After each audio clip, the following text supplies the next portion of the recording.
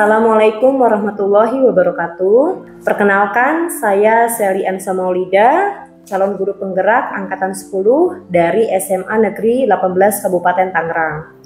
Saya di sini bersama Ibu Jubaida, mengampu mata pelajaran ekonomi. Baik, Assalamualaikum Ibu. Waalaikumsalam warahmatullahi wabarakatuh. Bagaimana kabarnya hari ini, Bu? Alhamdulillah sehat, Bu Sally. Alhamdulillah, saya juga senang mendengar kabar Ibu baik.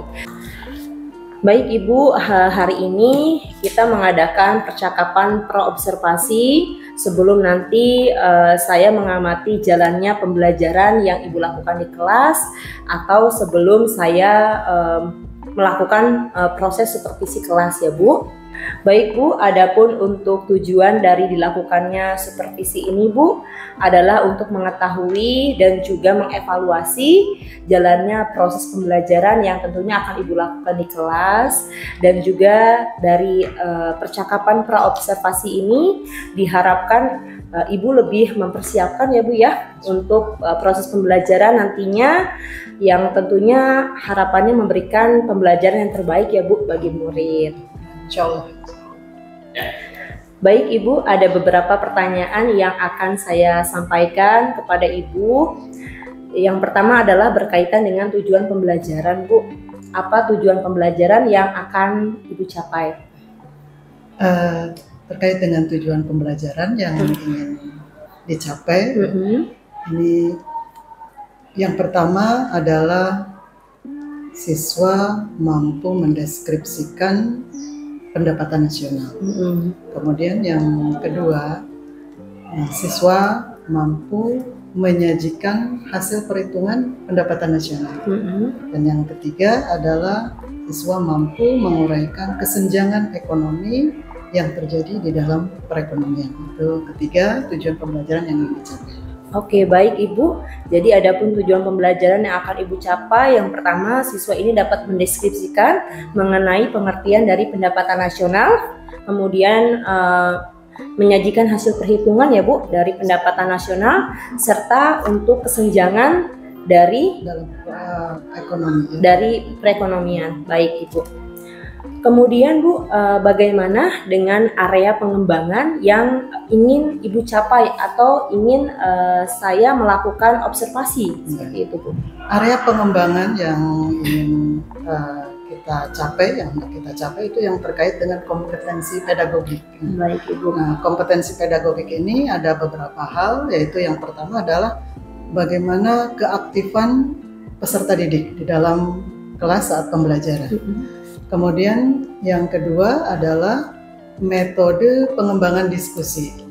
Kira-kira kita akan mengembangkan metode seperti apa supaya tentu saja siswa bisa aktif di dalam diskusi tersebut. Kemudian ini yang paling utama barangkali ya, kita pengelolaan kelas. Karena dengan pengelolaan kelas itu kita bisa fokus ke arah yang ingin kita capai.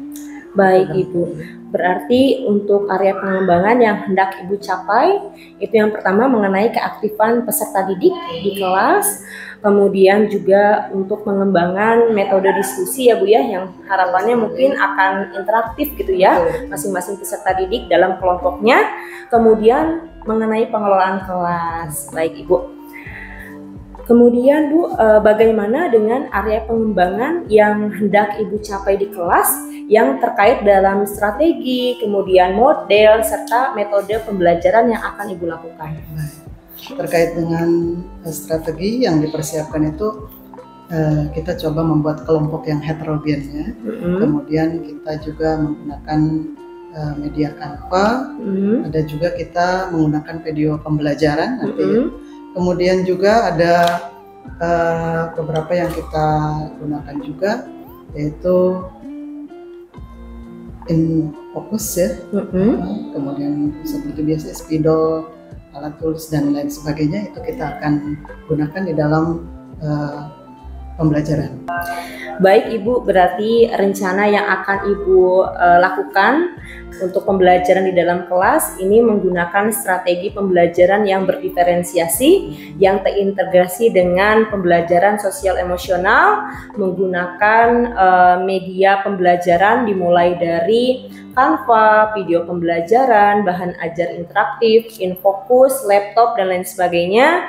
Kemudian untuk metode pembelajarannya diskusi ya Bu, serta model pembelajarannya adalah ada TTW, yaitu Think, Talk, and Write. Oke, Think, Talk, and Write. Baik Ibu. Oke, menarik sekali nih Bu untuk model pembelajaran yang akan Ibu terapkan di dalam kelas. Think, Talk, and Write itu seperti apa ya Bu ya? Think, Talk, and Write ini merupakan satu model pembelajaran kooperatif ya, di mana pembelajaran dimulai dengan alur berpikir yaitu think, di mana kegiatannya yaitu berupa membaca. Siswa diberikan bacaan, nah dari situ mereka bisa berpikir ya, think tadi. Kemudian setelah itu ada talk, yaitu berbicara. Nah, berbicara ini melalui nanti ada penyampaian pendapat, ya, kemudian diskusi, kemudian presentasi.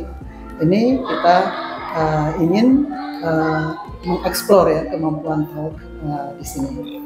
Kemudian write sendiri adalah menulis, artinya apa yang sudah mereka cari dalam bacaan, kemudian mereka diskusikan, penyampaian pendapat, presentasi, mereka mampu menuliskan hasilnya gitu ya. Ini yang kita maksud dengan model TTW ya. Baik Ibu, sangat menarik sekali model pembelajaran yang akan Ibu lakukan. Selanjutnya Ibu, untuk waktunya ya Bu ya, kira-kira kapan Ibu akan melakukan pembelajaran tersebut, dimulai dari harinya, kemudian kelas berapa, serta jam pelajaran keberapa? Oke. Kita rencanakan pembelajaran ini di hari Jumat ya, di jam pertama kedua, kemudian kita kebetulan sesuai jadwal itu ada di kelas di fase F6. Baik Ibu, jadi untuk pelaksanaan pembelajaran nanti yang akan Ibu lakukan itu di hari Jumat menggunakan kelas fase F6 dan juga di jam pelajaran pertama sampai ketiga. Baik Ibu, setelah melakukan observasi di kelas nanti, kita akan adakan proses percakapan lagi ya Bu ya, yaitu percakapan pasca observasi. Nanti didampingi Bu dengan pengajar praktik saya. Baik Ibu, setelah kita melakukan percakapan ini, apa yang Ibu dapatkan Bu? Baik, alhamdulillah ya, dengan percakapan ini saya mungkin bisa lebih mempersiapkan untuk pembelajaran yang akan nanti kita laksanakan di hari Jumat, baik itu dari persiapan medianya, sumber pembelajarannya, kemudian juga strateginya gitu ya. Jadi ibaratnya mengingatkan kembali gitu barangkali. Terima kasih banyak loh ini Bu Seli. Sama-sama Ibu, mudah-mudahan nanti pada saat pelaksanaan tidak ada kendala ya Bu ya, dan berjalan dengan baik. Terima kasih Ibu sudah meluangkan waktunya untuk berbincang-bincang dengan saya di percakapan pra-observasi ini. Kita kembali lagi Bu bertemu di hari Jumat nanti pada saat observasi, dan saya ucapkan terima kasih sekali lagi Bu. Sama-sama. Ya, Assalamualaikum warahmatullahi wabarakatuh. Alhamdulillahirrahmanirrahim. Sebelum kita mulai belajar, silakan dipimpin berdoa dulu.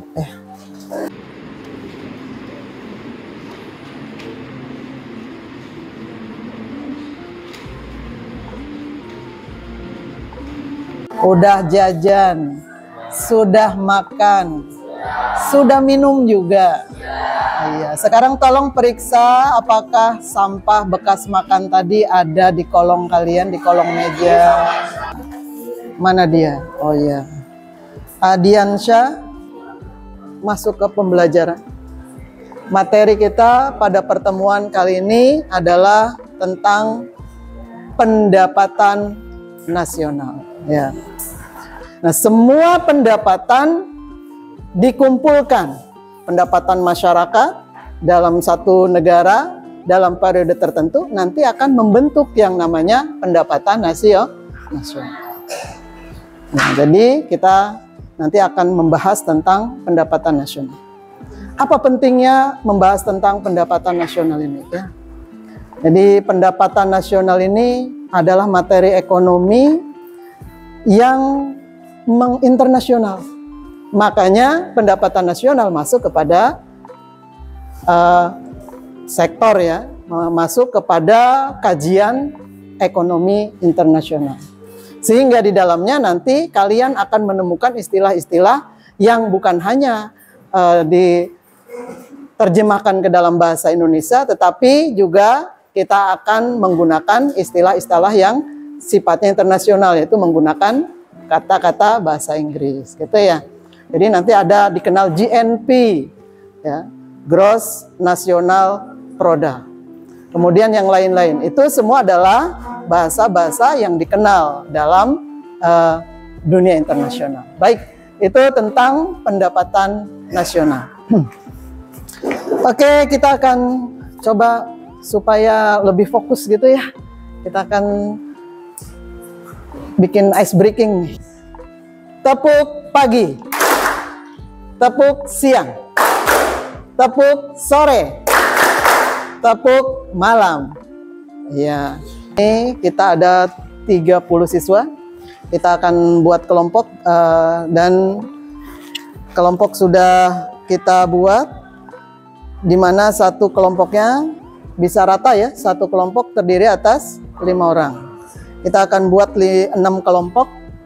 Nah, di sini Ibu akan tayangkan sebuah video yang terkait dengan pembelajaran tentang pendapatan nasional.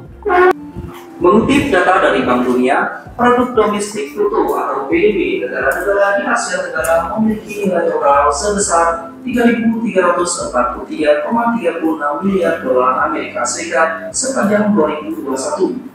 Nah, Sobat Halopedia, seperti yang kita ketahui, negara kita Indonesia diakui sebagai salah satu negara dengan ekonomi terbesar di dunia, 98,2 juta jiwa. Bank Dunia melaporkan PDB Vietnam sebesar 362,64 miliar dolar Amerika Serikat pada tahun 2021. Vietnam adalah salah satu negara Asia yang memiliki kebijakan ekonomi paling terbuka. Manufaktur, teknologi informasi, dan industri teknologi canggih berperan dalam membantu kekuatan ekonomi negara Vietnam. Baik, dari tayangan tadi kalian diperkenalkan dengan berbagai negara. Kira-kira negara mana nih yang pengen kalian kunjungi ini? Oh, Singapura. Ada Singapura. Kenapa tertarik dengan Singapura? Ya, negaranya terlihat bersih gitu ya. Baik, itu tadi sudah kita simak tayangan terkait dengan PDB. Ya. Nanti yang akan kita pelajari adalah PDB itu apa gitu ya. Kemudian bagaimana kita menghitung pendapatan nasional, atau PDB itu singkatan dari produk domestik bruto. Kalau dalam istilah asingnya kita sebut Gross Domestic Product atau GDP. Nah, kita akan coba pelajari lebih jauh. Di meja kalian sudah ada buku ya yang akan kita pelajari di dalamnya. Kemudian kalian juga sudah berkelompok. Ibu akan minta kalian untuk mencoba mengupas terkait dengan materi pendapatan nasional. Itu silahkan dibuka bukunya halaman 3. Ada 3 soal, 3 pertanyaan ya, yang coba nanti kita akan bahas seperti apa jawaban dari hasil diskusi kalian atau hasil penelaahan kalian. Ibu waktu untuk kalian mengupas nomor 1, 2, dan 3.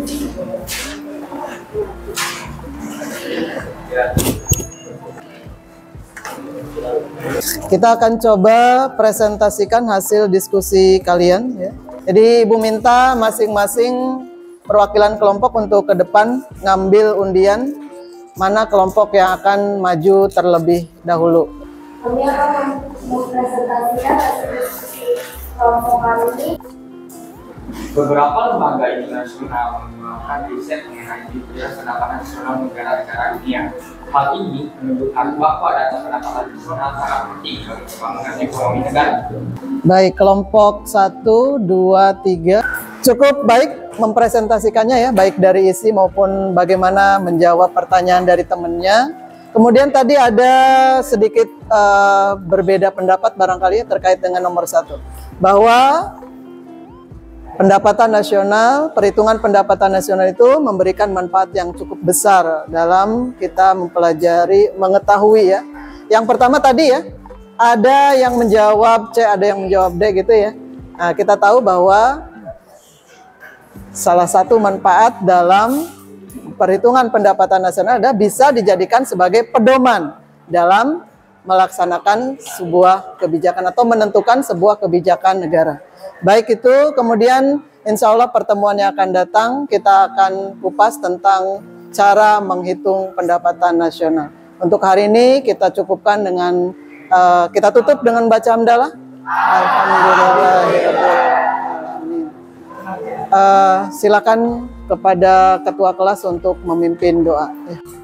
Assalamualaikum warahmatullahi wabarakatuh. Waalaikumsalam warahmatullahi wabarakatuh. Selamat siang Ibu. Siang Ibu Seli. Bagaimana kabarnya Ibu? Alhamdulillah sehat. Baik. Alhamdulillah, senang mendengar kabar Ibu baik. Baik Ibu, 2 minggu yang lalu kita sudah melakukan percakapan praobservasi. Kemudian saya sudah melihat dan juga mengobservasi kegiatan pembelajaran yang Ibu lakukan di kelas. Maka sesuai dengan yang sudah saya sampaikan, bahwa pada tahap percakapan pasca observasi nanti akan didampingi oleh TP saya ya Bu ya, dengan Ibu Nur Hasna. Salam kenal Ibu Nur Hasna. Zubaida. Alhamdulillah.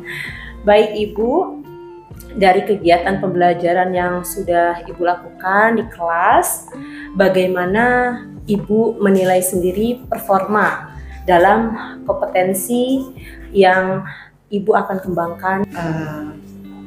Sesuai mungkin yang saya rasakan gitu ya, ketika saya melaksanakan pembelajaran, itu sebelumnya kan kita ada persiapan dulu ya. Kemudian terkait juga dengan tujuan pembelajaran, kemudian area pengembangan yang akan saya tuju, kemudian strategi apa yang saya akan lakukan di kelas. Menurut saya sendiri, penilaian saya sendiri, alhamdulillah sudah terlaksana semuanya.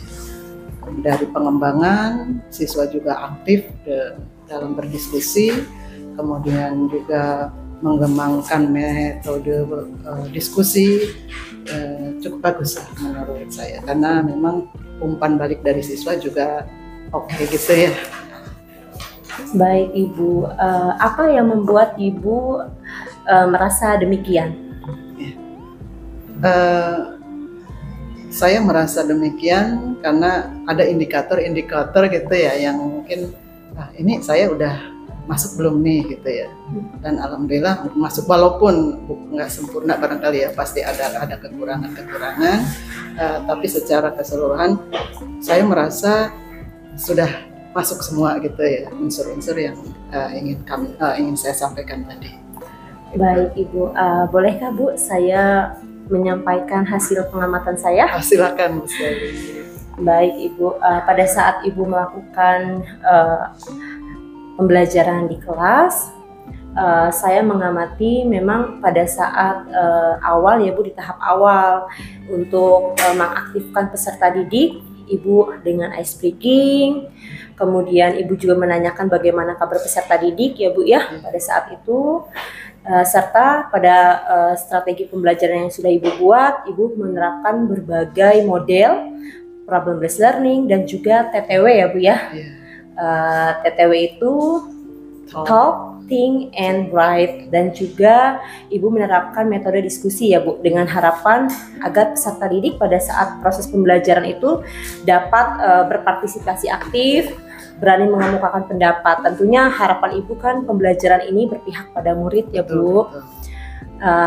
Namun memang mungkin pada saat pembelajaran berlangsung, terutama pada saat kegiatan diskusi, memang ada beberapa ya Bu ya siswa yang mungkin terlihat kurang aktif ya Bu ya dalam kegiatan diskusi, dan juga mungkin pada saat kelompok presentasi ada beberapa mungkin yang kurang menyimak ya untuk presentasi yang dilakukan oleh kelompok. Dan bagaimana pendapat Ibu mendengar ini? Terima kasih. Apa yang disampaikan Bu Sally itu sebagai satu masukan bagi saya ya. Malah saya bersyukur. Malah mungkin nanti akan saya berharap lebih banyak masukan lagi ya. Karena memang saya tadi di awal walaupun saya merasa saya udah masuk semua nih, tapi tetap aja kan ada sisi-sisi yang mungkin belum saya bisa penuhi gitu ya. Seperti tadi yang disampaikan Bu Sally itu sebagai masukan. Insya Allah mudah-mudahan nanti ke depannya ya namanya mengajar itu kan harus ada perbaikan gitu ya. Karena tidak ada namanya mengajar yang sempurna, nggak ada ya. Bertahun-tahun kita mengajar juga tetap harus ada selalu refleksi namanya ya. Refleksi apa kekurangan saya, apa gimana. Malah saya bersyukur ketika ada yang mengamati, saya bisa tahu sebelah mana saya mesti memperbaiki diri gitu ya. Baik Ibu, tapi secara keseluruhan memang sudah baik ya Bu ya. Baik Ibu, bagaimana dengan rencana tindak Ibu selanjutnya? Mungkin akan Ibu lakukan ke depannya? Iya, selalu perbaiki. Mungkin dari RPP juga mungkin ya perlu ditinjau. Kemudian juga dari strategi mungkin ya, bagaimana supaya anak terlibat semua, karena bagaimanapun keterlibatan anak itu dalam kelas itu penting sekali. Mungkin saya harus banyak memotivasi siswa gitu ya. Kemudian juga lebih atraktif barangkali ya, sehingga siswa itu merasa senang belajar. Karena tanpa dipaksa, ketika kita sendiri bisa menyelenggarakan pembelajaran yang atraktif, siswa itu tanpa dipaksa pasti ngerasa seru gitu ya. Oke, itu barangkali ya. Jadi tindak lanjut kita coba perbaiki dari berbagai sisi. Baik Ibu, berarti Ibu mungkin akan mencoba berbagai metode dan model pembelajaran yang dengan tujuan untuk mengaktifkan secara mungkin maksimalnya untuk peserta didik ya Bu. Baik Ibu, terakhir dari sesi percakapan pasca observasi ini, mungkin apa yang Ibu dapatkan? Ya, yang pertama senang aja ya, karena memang penting ada partner dalam mengajar itu ya. Ada masukan itu penting, karena ketika kita tidak punya partner yang memberi masukan, mungkin kita tidak tahu perbaikan apa yang akan kita laksanakan itu. Jadi gambarannya insya Allah kedepannya kita harus lebih ini lah ya, dalam belajar itu sebenarnya lebih dengan hati gitu kali ya. Ada masukan dari Bu Sally, kemudian ada keinginan untuk perbaikan itu barangkali. Ibu terima kasih sudah meluangkan waktunya kita bercakap-cakap dalam sesi pasca observasi. Mudah-mudahan kita kedepannya bisa kolaborasi kembali ya Bu ya. Terima kasih banyak Ibu. Sama-sama Bu Sally. Saya ambil ya. Baik, saya Heri Bu. Assalamualaikum warahmatullahi wabarakatuh. Waalaikumsalam warahmatullahi wabarakatuh.